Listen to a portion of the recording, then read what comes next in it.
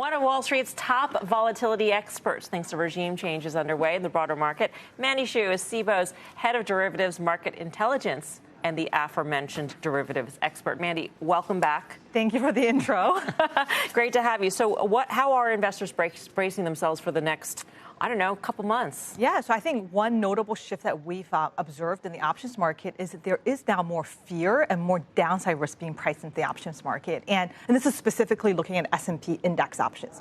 Now, puts always trade more expensive than calls, but we were in a regime for the past 2+ years where there was a lot of demand for those upside calls. People were playing that catch up, right? And we weren't seeing a lot of fear in the options market. That has shifted over the past 4 months. We are now seeing a return to a more normal environment where now people are actually concerned about downside risk in the market. And that's something that we haven't been in for the past 2+ years. Are you seeing that more in certain sectors? I mean, we were just having a very heated discussion about Apple in particular. I don't know if you can address individual stocks or if just big tech broadly and the desire to protect against downside there. Yeah, so what is notable in this environment is that investors are still expecting a lot of dispersion. So whether that means, we get a rotation out of tech into other sectors or vice versa, that certainly is kind of how they're positioned for. Now, the risk is we get a sell-off where it's not a rotation, but everything sells out. We haven't really seen that, and that's not what the market is pricing in. But if we do get that, then you could really start to see the VIX start to move higher.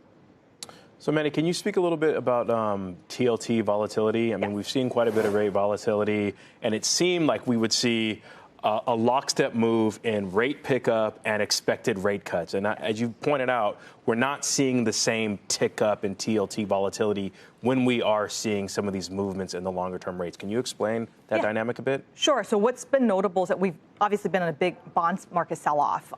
If you look at TLT options, which is kind of one of the most traded bond market options, we're not really seeing a rush for protection in TLT options. And that is in sharp contrast with the last couple of sell-offs that we've seen in TLT, where as bonds have sold off, people have bought puts to protect against further losses. This time around, there's actually been more demand for those calls. So the biggest pickup in option activity has actually come from the call side. So I would say that's kind of a difference from what we're seeing in equities.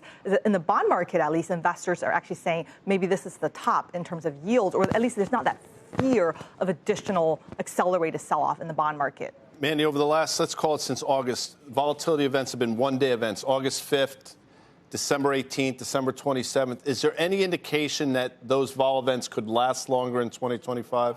Certainly. I think the catalyst to get a more sustained increase in volatility would have to be a shift in the economic backdrop and the economic outlook, right? So I would say so far, the broader U.S. economy has been doing relatively well, and certainly compared to other major economies. But if we start to see, persistent inflation, a more aggressive Fed, tariffs starting to impact the economy, and really the outlook start to get murkier, that is when you typically see volatility pick up on a more sustained basis, similar to what we saw in 2022, for example. Mandy, so therefore, where are you seeing concentrations either on the calendar? Or where are people protecting against? Are there certain places, are there certain events out there that you think are coming to light, at least in terms of anxiety, or asset class, maybe outside of equities? And you talked about how fixed income maybe got a little overdone.